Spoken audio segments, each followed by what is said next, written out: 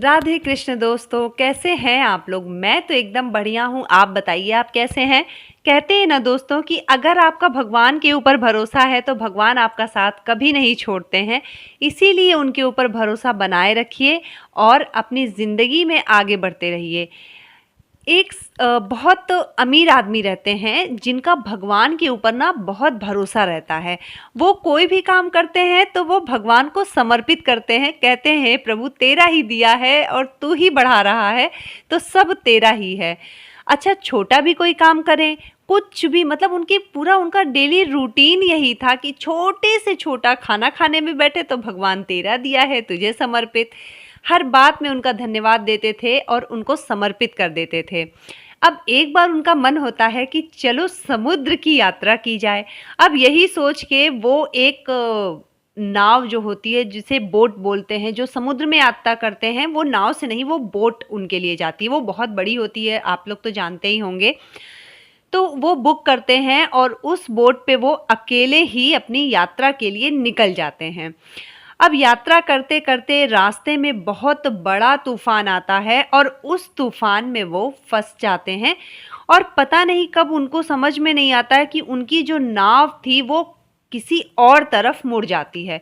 अब वो सोचते हैं कि चलो क्या पता ये प्रभु की इच्छा हो, और मन में बहुत ज़्यादा कि अब मैं नहीं बचूंगा, नहीं बचूंगा, ये सोचते हुए फिर वो उस नाव को उसी तरफ लेके चले जाते हैं और नाव ऊपर नीचे होते होते वो पहुंच जाती है एक टापू पे।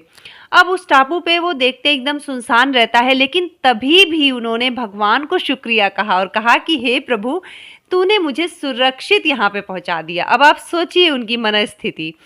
वहाँ पे वो उतरते हैं तो प्रभु का नाम लेते हुए कहते हैं कि अरे प्रभु, आज तूने मुझे बचा लिया, अब कुछ ना कुछ इंतजाम तो तू कर ही देगा। तभी वो जाके देखते हैं कि वहाँ पे एक नारियल गिरा रहता है।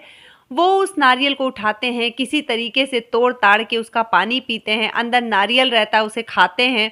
फिर कुछ दूरी पे जाते हैं तो उन्हें कुछ फल दिखते हैं, उन्हें तोड़ करके उनकी भूख मिटती है।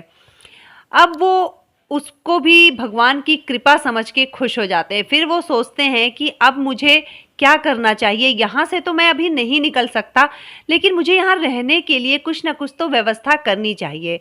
अब उनका सारा ध्यान ये रहता है कि उन्हें रात में यहाँ की बारिश से बचने के लिए कुछ ना कुछ उपाय, या जंगली जानवरों से बचने के लिए कुछ ना कुछ उपाय तो करना ही पड़ेगा। अब वो जो रात रहती है वो पेड़ पे चढ़ के किसी तरह पूरी रात बिताते हैं और भगवान को उस चीज़ का भी शुक्रिया अदा करते हैं। उसके बाद दूसरे दिन वो तरह तरह का लकड़ी ढूंढ के लाते हैं, अपना सब व्यवस्था करते हैं कि अब मैं इससे अपना घर बनाऊंगा।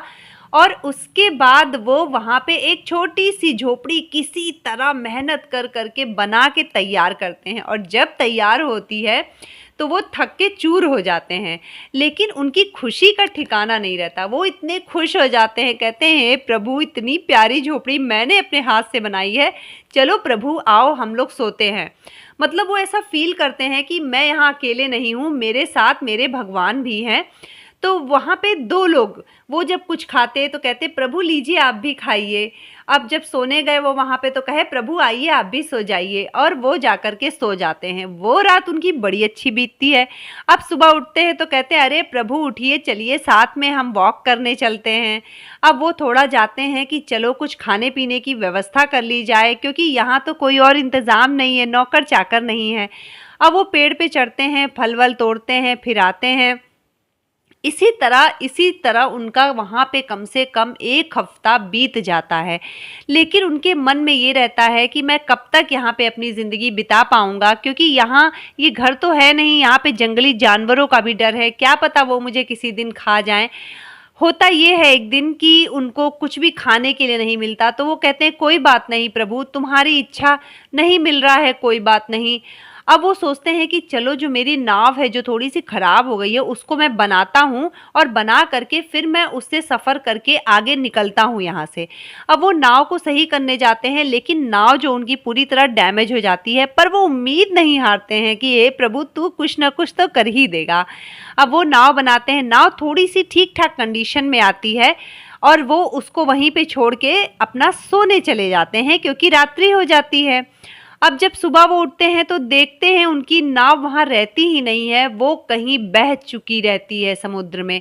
अब वो थोड़ा-सा उदास होते हैं, लेकिन कहते हैं हे प्रभु, इसमें कुछ तो आपने सोचा होगा जिसकी वजह से ऐसा हुआ है।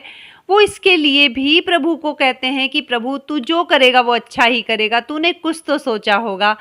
अब वो थोड़ा-सा अपने आप का हिम्मत इकट्ठा करके उसके बाद कहते हैं चलो कोई बात नहीं, अभी मुझे यहाँ पे कुछ समय और व्यतीत करना है।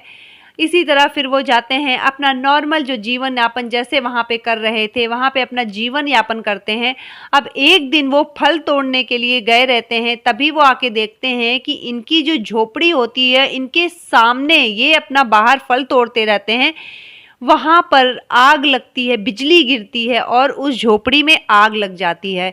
और जब उस झोपड़ी में आग लगती है तो वो दौड़ते भागते वहाँ आते हैं और उसे बुझाने की कोशिश करते हैं, लेकिन उनकी जो झोपड़ी रहती है वो पूरी तरीके से जल जाती है और बुझ नहीं पाती है उसकी आग। अब वो एकदम से रोने लगते हैं, कहते हैं हे प्रभु, यही तो मेरा एक आसरा था, मैं यहाँ पे सोता था, उठता था और अपने आप को सुरक्षित महसूस करता था, तूने ये क्या किया प्रभु। और उनका जो पेशेंस था ना, वो एक तरह से थोड़ा-सा कि हे प्रभु, मैं अब कितना पेशेंस रखूँ, कितना मेरे लिए तो कुछ कर प्रभु, अब मेरी हिम्मत जवाब दे रही है प्रभु। वो ये बोल भी रहे थे और प्रभु प्रभु प्रभु भी कर रहे थे कि कुछ कर तू प्रभु मेरे लिए। तभी उन्हें दिखता है कि सामने से एक नाव आती है और वो यहाँ कहती है कि फायरिंग करती है और कहती है कोई है, कोई है, कोई है। तो ये पीछे मुड़ के देखते कहते हैं कि आप तो कहे कि अरे बहुत दिनों से हम लोग आपको ढूंढ रहे थे और हमें आपका लिंक नहीं मिल पा रहा था। यहाँ पे हम लोगों ने आग देखा तो हमें लगा कि पक्का यहाँ पे कोई ना कोई है, तो हम यहाँ पे आ गए देखने के लिए। अब वो कहते हैं कि प्रभु तू जो करता है वो अच्छा करता है। झोपड़ी की आग भी लगी इसलिए क्योंकि तू मुझे सुरक्षित मेरे घर पहुंचाना चाहता था। तो कहते हैं ना प्रभु कि उसने अपना सब कुछ प्रभु पे समर्पित कर दिया दोस्तों। और देखिए प्रभु ने उसका साथ दिया। उतने दिन उसको ये फील हुआ कि भगवान मेरे साथ हैं। उसने अपने आप को अकेला कभी महसूस नहीं किया और वो अपने घर सुरक्षित पहुंच गया।